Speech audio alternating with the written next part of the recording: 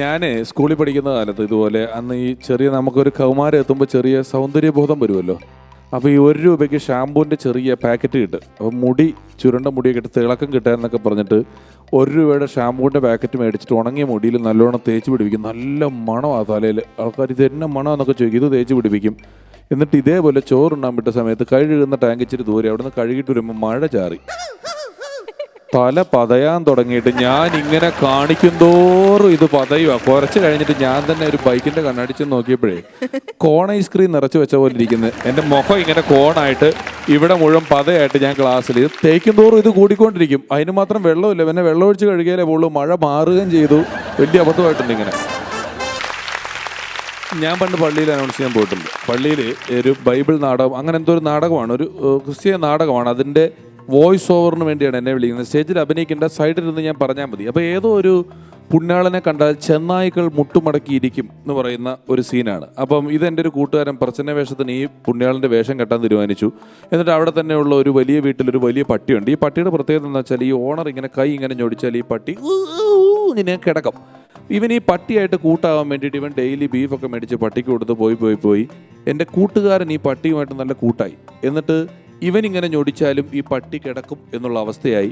Daily 4 മണിക്ക് school വിട്ട് കഴിഞ്ഞാൽ സ്കൂളിൻ്റെ സ്റ്റേജിൽ പോയിട്ട് ഈ പരിശീലനമുണ്ട്. ഇവൻ ഈ സൈഡിൽ നിന്ന് വരും, പട്ടി ഈ സൈഡിൽ നിന്ന് വരും. ഇവർ രണ്ടുപേരും മുഖത്തും ഇവൻ ഇങ്ങനെ കൊട്ടും, പട്ടി ഇങ്ങനെ കിടക്കും. ഞാനാണ് പറുദീസയിലെന്ന് ഇന്ന പുണ്യാളനെ കണ്ട് ചെന്നായ്ക്കൾ മുട്ടുമടക്കി എന്നൊക്കെ ഞാൻ പറയണം. ഇതിങ്ങനെ ഇവൻ ഈ സ്റ്റേജിൽ റിഹേഴ്സൽ ചെയ്യുന്നത് നാട്ടിലൊക്കെ പാട്ടായി. അങ്ങനെ ഇവൻ്റെ ഈ ഐറ്റം ഉണ്ടെന്നുള്ളത് പള്ളിയിൽ പെരുന്നാളിന് മുമ്പ് തന്നെ എല്ലാവരും അറിഞ്ഞു. ഒപ്പം ഒരുപാട് പേര് പ്രച്ഛന്ന വേഷത്തിന് പേര് കൊടുത്തവർ പിന്മാറി. കാരണം വേഷം കെട്ടിയിട്ട് ഒരു പ്രയോജനവുമില്ല. ഫസ്റ്റ് പ്രൈസ് ഇവൻ കൊണ്ടുപോകും. ഇവൻ പുണ്യാളനായിട്ട് വരുന്നു, നായ മുട്ടുമടക്കുന്നു, കയ്യടി വീഴുന്നു, ഇവന് ഫസ്റ്റ് കിട്ടുന്നു. സെക്കൻഡിനും തേർഡിനും വേണ്ടി മാത്രമേ ഇനി മത്സരമുള്ളൂ. ഫസ്റ്റ് ഇവന് കിട്ടുമെന്ന് ഉറപ്പായി. അങ്ങനെ അന്നേ ദിവസം പള്ളിയിൽ ആൾക്കാരിയ്ക്കുന്നു. ട്രെയിൻഡ് ആയിട്ടുള്ള പട്ടി സ്റ്റേജിൻ്റെ ആ സൈഡിൽ നിൽക്കുന്നു. ഞാൻ അനൗൺസ് ചെയ്യാൻ നിൽക്കുന്നു. എല്ലാം റെഡിയായി. ചെസ്റ്റ് നമ്പർ വിളിച്ചപ്പോഴാണ് ഇവൻ ഇത്രയുള്ളൊരു വെപ്പ് താടിയും ഒരു വിഗും കയ്യിലിങ്ങനെ വളഞ്ഞ ഒരു വടിയും ചാക്ക് തയ്ച്ച പോലൊരു ഡ്രസ്സും ഇട്ടുകൊണ്ട് ഇവൻ ഈ സൈഡിൽ നിന്നും വന്നു, പട്ടി ഈ സൈഡിൽ നിന്നും വന്നു. പട്ടിക്ക് ഇവനെ കണ്ടിട്ട് മനസ്സിലായില്ല. ഇവൻ ഇത്രയും ട്രെയിൻഡ് ആയതൊക്കെ പറഞ്ഞു. പട്ടി ഞാൻ പറുദീസയിലെന്ന് പുണ്യാളനെ കണ്ടെന്ന് പറഞ്ഞ് ഞാൻ നോക്കുമ്പോൾ പട്ടി ഇവനെ നോക്കിയിട്ട് എന്നും പറഞ്ഞിട്ട് പുണ്യാളനും പട്ടിയും കൂടെ ഓഡിയൻസിൻ്റെ ഇടയിൽ കൂടെ ചാടി ഒരു ഒറ്റ ഓട്ടം പറമ്പിലോട്ട്. ഈ ജാഥയ്ക്ക് ഏറ്റു വിളിക്കുമ്പോൾ 2-3 ദിനം സമരങ്ങളുണ്ട്. ഇടയ്ക്ക് ഇൻകുലാബ് സിന്ദാബാദ് മുതലാളിത്തം തുലയട്ടെ എന്നൊക്കെ പറഞ്ഞാൽ ഒരു ഈണം ഉണ്ടല്ലോ. ചില സമരം എന്ന് പറഞ്ഞാൽ നമ്മൾ ചിരിച്ച് പിടിവിട്ട് പോകും. കാരണം എന്ന് വെച്ചാൽ ഇവർക്കൊന്ന് സമരം ചെയ്ത് ശീലമുള്ള ആൾക്കാരായിരിക്കുമല്ലോ. ഇപ്പോൾ ബാങ്ക് ജീവനക്കാർ നല്ല ഇൻസർട്ടൊക്കെ ചെയ്ത് ഫുൾ കൈ ബട്ടൺസ് ഒക്കെ ഇട്ടിട്ട് ബാങ്കിൻ്റെ മുന്നിൽ ചെറിയ സമരം ചെയ്യും ഇവർ. ബാങ്ക് ജീവനക്കാരൊക്കെ ഇവരുടെ ആവശ്യങ്ങളും വലുതായിരിക്കും. ഇവർ വന്നിട്ട് ഫ്രണ്ടിൽ നിൽക്കുന്ന ഒരാൾ 6 മാസമായി പിടിച്ചു വെച്ചിരിക്കുന്ന ശമ്പള കുടിശ്ശിക ഉൾപ്പെടെ പൂർത്തീകരിച്ച് നമ്മളുടെ ശമ്പള ബോണസും ഓണത്തിൻ്റെ ഇതും കൂടെ തരിക. ഉടനെ ബാക്കിലല്ല 6 മാസമായിട്ട് ശമ്പള തരിക എന്നിട്ട് ഒരു രീതിക്ക് നമുക്ക് മനസ്സിലാകാതെ മുദ്രാവാക്യം വിളിക്കുന്ന ഒരു വലിയ സംഘമുണ്ട്.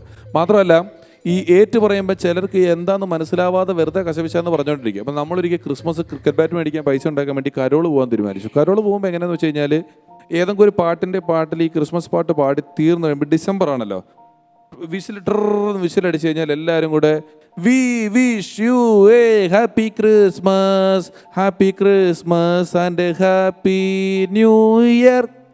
ഇതാണ് താളം.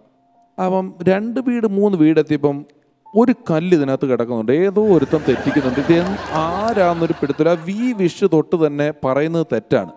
എന്താന്ന് മനസ്സിലായിട്ടുമില്ല. അപ്പം ഞാനിത് ആരാന്ന് കണ്ടുപിടിക്കാൻ 2 പ്രാവശ്യം നോക്കിയിട്ട് വി വിഷ് യു എ കിട്ടുന്നില്ല, ആരാ തെറ്റിക്കുന്നതെന്ന്. അങ്ങനെ ഞാൻ ഒരു ചെറിയ സംശയം തോന്നി, ജോൺസൺ എന്ന് പറഞ്ഞ ഒരുത്തനാണോ തെറ്റിക്കുന്നതെന്ന്. അങ്ങനെ ഞാൻ പറഞ്ഞു അടുത്ത വീട്ടിൽ വിസിലടിച്ച് കഴിയുമ്പോൾ നമ്മൾ 8 പേരും മിണ്ടാതിരിക്കണം.